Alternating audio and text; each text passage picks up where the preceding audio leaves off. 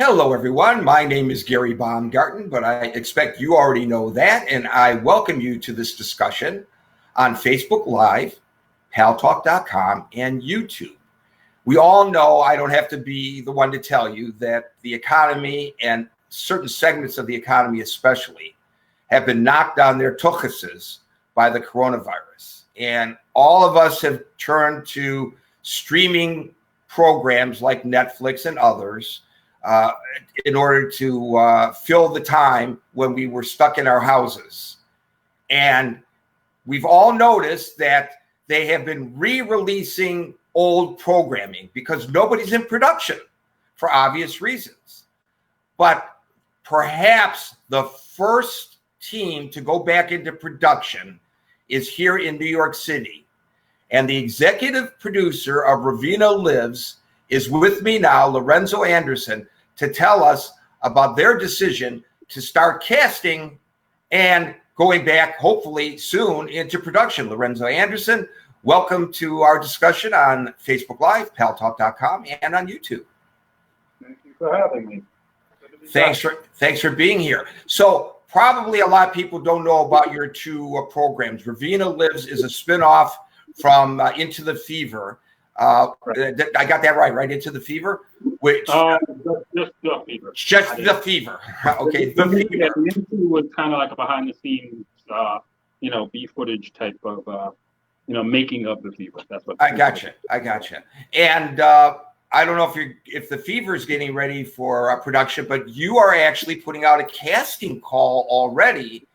And hopefully you are a trailblazer and others will do so as well for their programming. Tell me, for Ravenna Lives, tell me first, what motivated you to say, enough is enough, we're going to get back to work? Well, we were scheduled to start production literally like April 1st.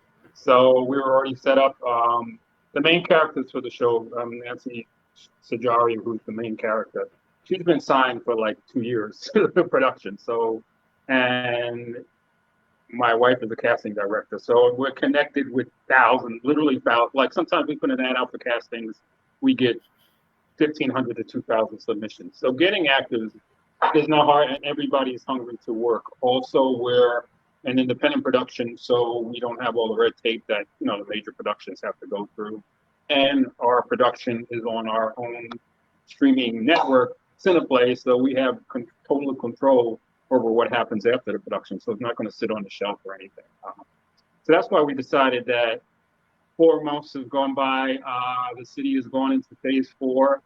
We have our own production studio that nobody else has access to. I'm actually certified with the whole coronavirus, whatever they call it, management, and I'm OSHA certified. So we're going to make sure, the actors are safe and the crew members are safe. And it's a very safe private facility, to do our production at. Your productions are very hot men, hot women, including your wife, who has starred as well. I was privileged because I know Nancy. She invited me to one of your parties, and I couldn't believe how well you do in casting the people who I guess I would say are deferential, no matter what your taste. They're all, and the programming, while it is quite violent, it's also very, very sultry. And you have to get up close and personal. This is not porn, folks. I'm not suggesting that it's porn. But there's a commingling of people. I'm trying to sell your show for you here, Lorenzo, because it's a very hot show. How do you anticipate continuing with this sizzling hot production during the virus? Ravenna Lives doesn't have a lot of that in it, but the other productions do, especially a new one called Platinum Dreams, which I've been I would say about 30% my life story, because I used to be an accountant and then I got into the entertainment business. So that's another series we're starting production on, and there are some sultry, we call it. It's called TVMA. Same stuff you see on Netflix that you can't put on network TV. And all the actors that are in scenes like that, we've worked with before, so it won't be a matter of going out and getting anybody new. That production is a SAG production, so we have to follow SAG rules. And as far as making sure the actors are comfortable with the roles. It's not a matter of, okay, come on set, let's start shooting. Okay, take all your clothes off. They know, well, it's in the contracts what they're comfortable with, and they also have approval of the final edits of the scenes. So we may shoot a lot of stuff, you may see everything, but then when you see the final edits, it's like, oh, it's not really, it's, most of it's suggestive, even though it's, it looks real. Right. No, I know it's suggestive, and I'm not suggesting that what you're doing is porn, but I'm just saying that this type of production, the actors can't stand 6 feet apart. Is the point? Right. No, absolutely not. We have already been talking about that in different angles and filming. I don't want to go into too much into it because it might sound suggestive, but if the guy's behind the woman instead of facing the woman, it's less of a chance of anything happening as far as them being sick or anything. Everybody all the main characters have to be tested. We go through the whole screening and fever testing before anybody comes on set. So we're also, what we're doing now, especially with Ravenna Lives, we're going to be filming all the external scenes over the next month and a half. So hopefully the virus keeps continuing to fade away. So by the time we do get to scenes like that, it could be probably October, and hopefully we'll be somewhat normal as far as shooting stuff like that. So it's analogous to the restaurants. You're outside dining now, inside dining later. Outside video production now, in studio video production later when it's safe. Exactly. Also with Ravenna Lives, and I would say one of the other productions, it's basically like real time. Like the show is set in current time. So if we're filming outside and everybody's walking around with a mask on, it's not going to look crazy. I mean, we're basically incorporating what's going on into our productions. Like I said, that's something that only independent production could do. Major production, they'd have to totally rewrite all the script. I'm the writer, I can rewrite the entire storyline right now if I wanted to. So that makes it a little easier for us to get back into full production than somebody with a 200-member crew and major actors in it that have worked on a script that's been written 3 years ago that they just can't change. From a cinematography perspective, people use New York as location because you don't have to hire extras, because we're all the extras. We're walking in the background, and there's a vibrancy that's going on. Right. I imagine it's going to have a completely different feel when you shoot outdoors now. I can promise that it will, because I come into the city every single day for work, and it's evolving. There are more people out there today than there were even a week ago, but it's not back, and it may never be back to where it was before. It's very true. That's very true. I mean, with Ravenna Lives, basically her storyline, she was killed and she's giving an experimental drug and she comes back to life. So she's kind of in hiding. So having a mask on actually works for the show, and it works. Oh, I know, but she has such a pretty face. It's a crime to hide her behind a mask. Well, when she's alone, she can take it off in her lair, as we call it.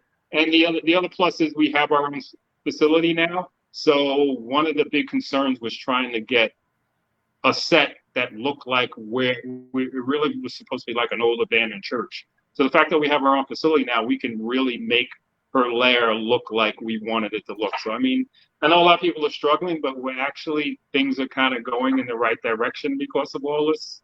So that's why we're able to start now. It's just the luck of the draw, I guess. It's too bad. It's too bad you're not shooting in my hometown, Detroit, because there are plenty of old abandoned churches, and you don't even have to ask permission. You could just walk in and videotape. Nobody will give you a hard time, except maybe the vagrants or the homeless people or the people who want to go there to shoot up. They might not like you being there, but you can just walk into any vacant building in Detroit. Nobody's going to give you a hard time. It's the Wild West there, unfortunately. So what if your actors, I know you keep, I know from my limited experience within your circle, your people, it's like a family. And that's what I was struck with is when we went out after the screening and all, everybody came.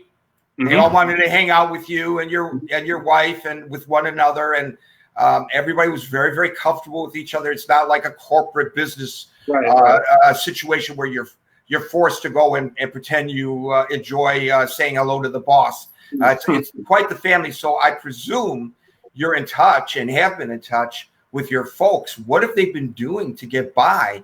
Because they just got cut off. Financially. I mean, pretty much everybody we know is either an actor or a model or a designer or a producer.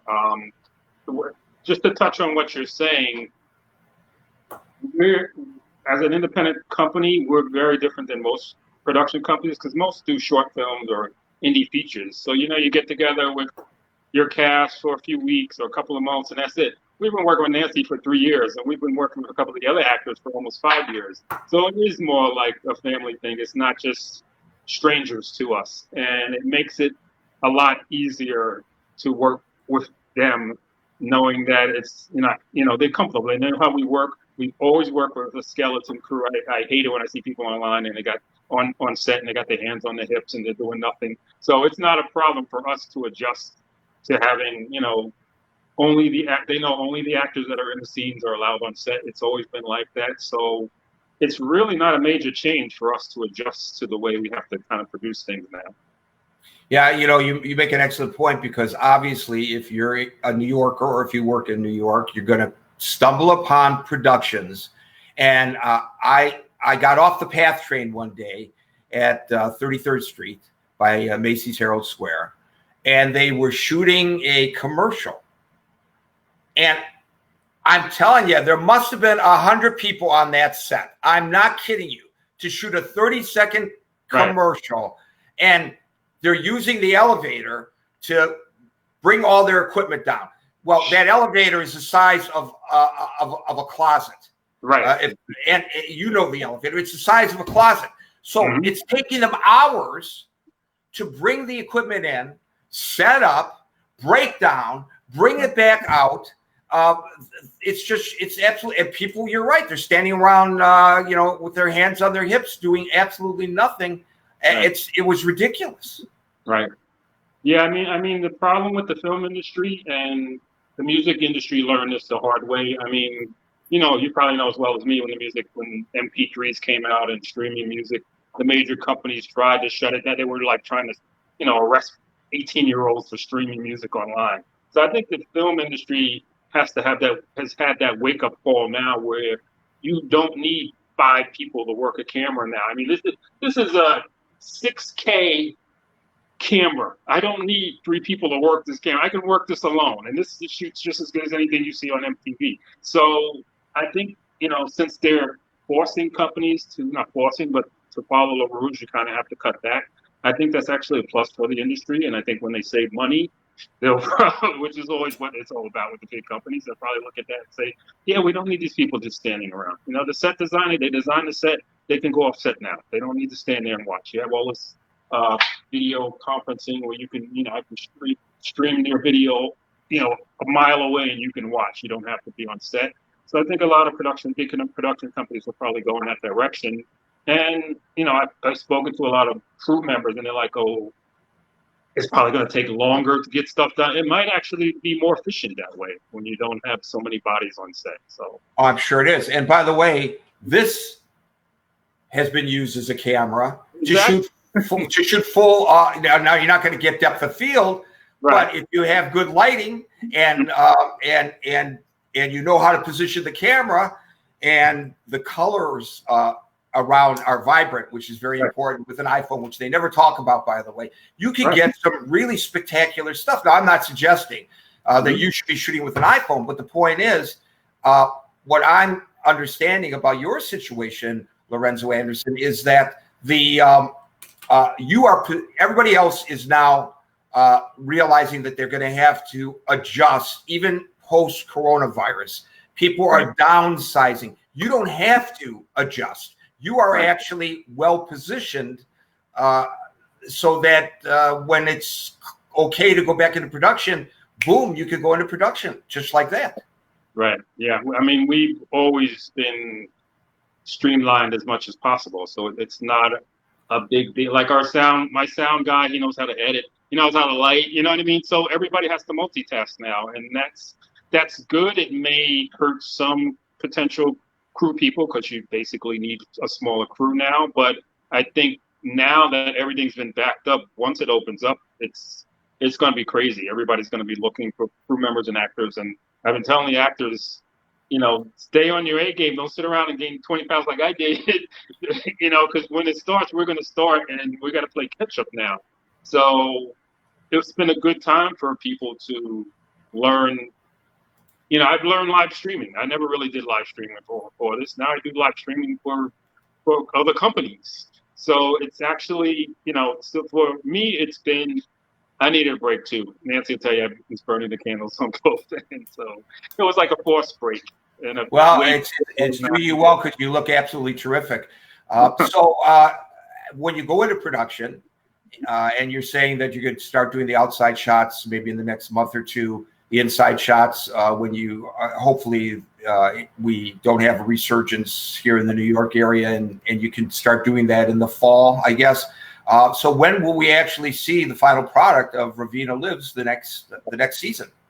What we're doing first, we're going to do a new promo. There's already a promo, but it's 2 years old now. That's the first thing we're going to do, which is primarily her and a couple of actors, not a lot of dialogue. And then what we're going to do between now and the holidays is get the pilot episode out and then work on the full season, over the winter.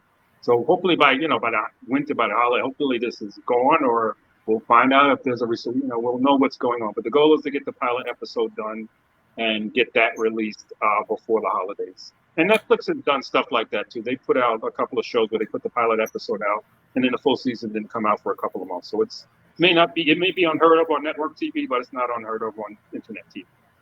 Well, we're going to look forward to that. And when that happens, we're going to have you back on so we can promote it so people know where to go. You could tell them again where to find because they got to catch up, Right. Go back and catch up. So how do they subscribe to your productions? Our streaming site, which people call the baby Netflix, is cineplay.tv, cineplay.tv. And Nancy Ravenna, that's her. Yeah, there's Nancy. I will tell you, I don't know if you know this, but I had her on for an interview. This was a Pal Talk only interview, probably over a year ago now, because we were trying to raise funds for the veterans. You remember when she did that Maxim challenge to raise money for homeless veterans, right. And she just picked up a fan base among my viewers. I wish she would have been able to join us. Not that I'm not enjoying our conversation, but she sells the show, as you well know. And I hope some of her fans who remember her from them, tune in and subscribe. That'd be very cool. Yeah, no, she's great. She's great. She's been committed. She's very patient. She's very supportive of the other cast members. And this show wouldn't, like, if she decided she didn't want to be part of the show, I wouldn't do the show. It's one of those things. Well, how could you? She's Ravenna. She made the character was supposed to be an extra character in the Fever, and she did such a great job. We literally gave her own spin-off show because I felt bad killing her. My character killed her off, so I felt That's pretty funny. So so you felt bad. You had to do your penance and bring her back. It made sense. We were always talking about a spin-off because we knew the Fever was going to end, especially when Sandra, my wife, who played the main character, didn't want to be acting because now she's got to cast thousands of actors. But we didn't know what we were going to do after. So the Ravenna character was such a positive character that we was like, let's do something with this character. It just made sense. And of course, Nancy loved the idea. Well, folks, in case you don't know, and you probably don't, Ravenna is this really hot Latina. She's Mexican, but she's not sweet, baby. I mean, she is a killer. You never expect her to be a killer. And what I love about it is, and this is a true, it's like Seinfeld, the greatest show probably, in my opinion, on television, at least in recent years. I'm not going to compare it to Lucy and the Honeymooners and those kind, but Jerry Seinfeld actually wasn't acting. Jerry Seinfeld was being Jerry Seinfeld, and that was what made it such a success. This isn't a knock on Jerry Seinfeld, but Nancy Sahari, or Sajari, as many people pronounce it, she is acting, because she is the nicest, sweetest, most caring person you would ever meet. But boy, oh boy, when you see her come on the screen, she scares the bejeebers out of you. It's funny because her twin, Rachel, who's in the sequel to The Fever called The Fever Unleashed, is more like Nancy. She's I guess you could call Ravenna is like the muscle, and Rachel, her twin, is like the brains. So seeing her play, knowing that's the same actress, kind of have a soft side, but still very. It's like when it's time to kill somebody, she's ruthless. So she's really an amazing actress. It was amazing to see her play two different characters that are twins, and both are killers, but one's a sweet killer and one's a vicious killer. Well, you keep up the good work. As I said, you and Sandra, your wife, have a great eye. You pick great people for your cast. They're not only good looking, they're really excellent. Excellent actors. They're very believable. And I wish you all the success. And when you go back into production, tap me on the shoulder, and we'll visit again. Right. Yeah. I'm ready to go to the bank tomorrow. Ask for I know. I never thought I feel like a desperado every time I walk into a store. Lorenzo Anderson, all the best. Stay safe. And as I always say to my audience at the end of these little discussions, peace out.